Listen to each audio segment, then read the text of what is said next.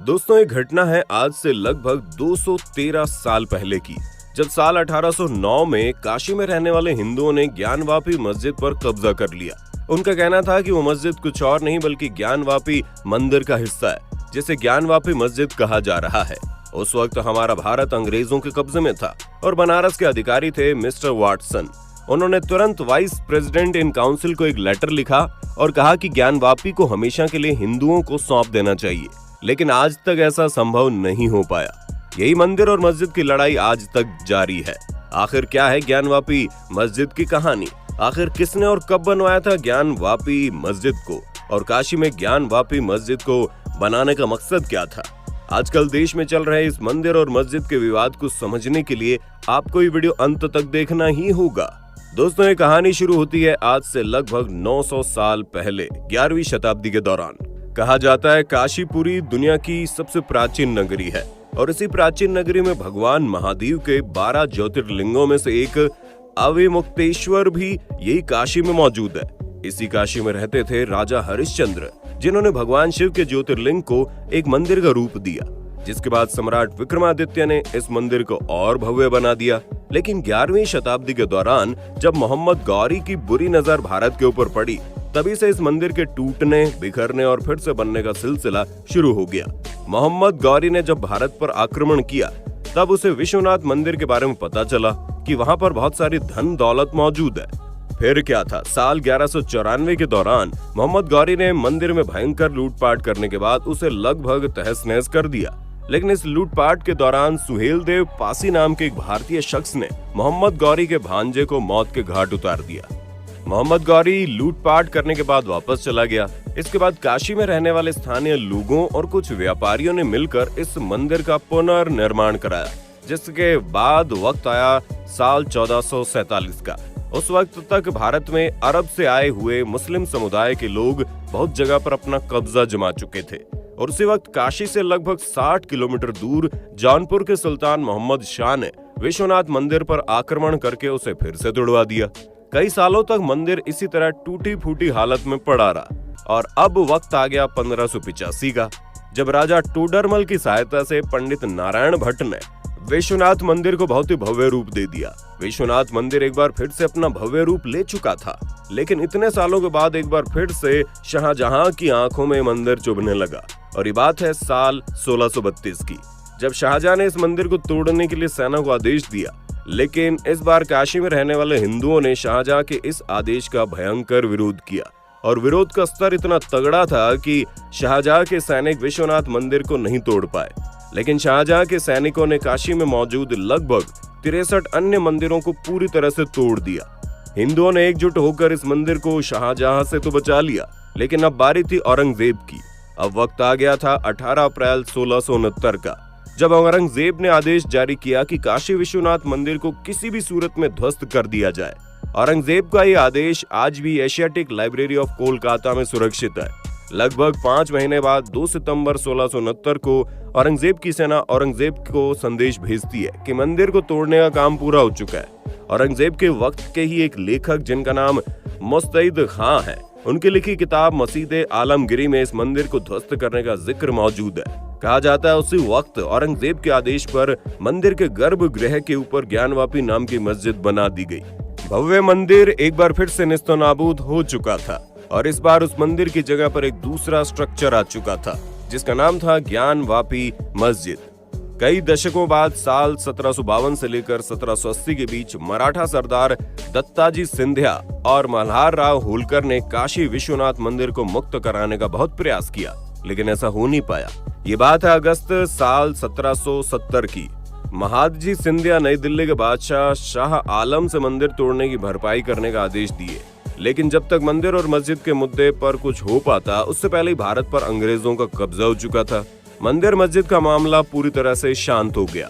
हालांकि इसी बीच साल 1780 के दौरान इंदौर की महारानी अहिल्याबाई ने मस्जिद के बगल में एक बार फिर से विश्वनाथ मंदिर का निर्माण करा दिया, जिसके बाद पंजाब के महाराजा रणजीत सिंह ने इस मंदिर के ऊपर सोने की छत बनवा दी। ग्वालियर की महारानी बैजाबाई ने ज्ञानवापी का मंडप बनवा दिया और नेपाल के एक महाराजा ने विश्वनाथ मंदिर के सामने नदी की प्रतिमा स्थापित करवाई।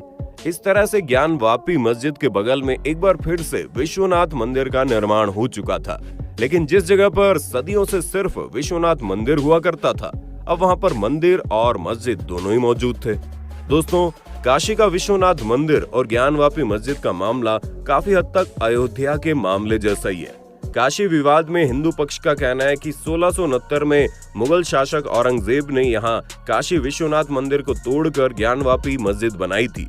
लेकिन वहीं दूसरी तरफ मुस्लिम पक्ष का कहना है कि यहाँ मंदिर नहीं था, शुरुआत से ही मस्जिद बनी थी। लेकिन दोस्तों, जब आप ज्ञानवापी मस्जिद की तस्वीर देखेंगे तो आप बहुत आसानी से उसके स्ट्रक्चर को देखकर समझ सकते हैं कि वहां पर क्या था और कैसे था। फिलहाल बात अगर काशी के मामले की करें तो यहाँ हिंदुओं का साफ कहना है कि अदालत पूरे ज्ञानवापी परिसर को काशी मंदिर का हिस्सा घोषित करे। हिंदुओं की दूसरी डिमांड यह है कि मस्जिद को ढहाने का आदेश जारी हो और मुस्लिमों के यहाँ पर आने का प्रतिबंध लगे। और हिंदुओं की तीसरी डिमांड है कि हिंदुओं को यहाँ पर मंदिर का पुनर्निर्माण करने की अनुमति दी जाए। वैसे दोस्तों, आपकी जानकारी के लिए बता दें, ये मामला साल 1919 से ही शुरू हो चुका है, जब ज्योतिर्लिंग भगवान विश्वेश्वर की ओर से वाराणसी कोर्ट में पहली याचिका दायर हुई। याचिकाकर्ता ने ज्ञानवापी परिसर में पूजा करने की अनुमति मांगी। हालांकि उस वक्त इस याचिका पर कुछ खास काम नहीं हो पाया। जब मामला फिर से गरमाया तो साल 1998 में ज्ञानवापी मस्जिद की देखरेख करने वाली अंजुमान इंतजामिया मस्जिद कमेटी ने इलाहाबाद हाईकोर्ट का रुख किया। कमेटी ने कहा कि कानून इस मामले में सिविल कोर्ट कोई फैसला नहीं ले सकती। हाईकोर्ट के आदेश पर सिविल कोर्ट में सुनवाई पर रोक लगी और अगले 22 साल तक इस केस पर कोई सुनवाई नहीं हुई। साल 2019 में एक बार फिर से ज्योतिर्लिंग भगवान विश्वेश्वर की ओर से विजय शंकर रस्तोगी ने वाराणसी जिला अदालत में याचिका दायर की। इस याचिका में ज्ञानवापी परिसर का सर्वे आर्कियोलॉजिकल सर्वे ऑफ इंडिया की ओर से कराने की मांग हुई, जिसके बाद साल 2020 में अंजुमान इंतजामिया मस्जिद कमेटी ने ज्ञानवापी परिसर का सर्वे कराने की मांग वाली याचिका का विरोध किया। इसी साल रस्तोगी ने निचली अदालत का भी रुख किया, जिसके मामले की सुनवाई फिर से शुरू करने की मांग की। और फिलहाल इस मामले पर एक बार फिर से गहमा गहमी बनी हुई है। लेकिन दोस्तों, आपको ये भी जानने की जरूरत है कि इस बार काशी विश्वनाथ मंदिर और ज्ञानवापी मस्जिद के बीच जो विवाद चल रहा है वो कहीं ना कहीं साल 1991 में पीवी नरसिम्हा राव के द्वारा बनाई गई कानून की वजह से बदला नहीं जा सकता है। आपकी जानकारी के लिए बता दें कि इस कानून के अनुसार आजादी के समय यानी 15 अगस्त 1947 के वक्त जो धार्मिक स्थल जिस रूप में था वो हमेशा उसी रूप में रहेगा, उसके साथ किसी तरह की छेड़छाड़ या बदलाव नहीं होगा। लेकिन हिंदू पक्ष का कहना है कि इस मामले में ये कानून लागू नहीं होता, क्योंकि मस्जिद को मंदिर के अवशेषों के ऊपर बनाया गया था और उसके हिस्से आज भी वहीं मौजूद है। लेकिन वहीं दूसरी तरफ मुस्लिम समाज के लोगों का कहना है कि इस कानून के तहत इस विवाद पर कोई भी फैसला लेने की मनाही है। दोस्तों, आपको जानने की जरूरत है कि 1991 के इस कानून में अयोध्या विवाद को छूट दी गई थी, क्योंकि अयोध्या विवाद आजादी से पहले से चल रहा था, इसलिए इसे छूट थी। दोस्तों, इस मामले में कुछ लोग मस्जिद के नाम को लेकर भी सवाल उठाते हैं, क्योंकि ज्ञानवापी एक संस्कृत शब्द है जिसमें ज्ञान का तात्पर्य होता है शिक्षा से और वापी का मतलब होता है कुआं। अगर यहाँ पर मंदिर से पहले मस्जिद मौजूद थी तो अरब से आए हुए लोग इस मस्जिद का नाम संस्कृत में नहीं रखते, क्योंकि पूरी दुनिया में किसी भी मस्जिद का नाम संस्कृत शब्द पर नहीं रखा गया। दोस्तों, आपकी जानकारी के लिए बता दें, भले ही काशी में मौजूद मंदिर और मस्जिद पर विवाद चल रहा हो, लेकिन आज तक ये मामला सिर्फ और सिर्फ कोर्ट तक ही सीमित रहा है।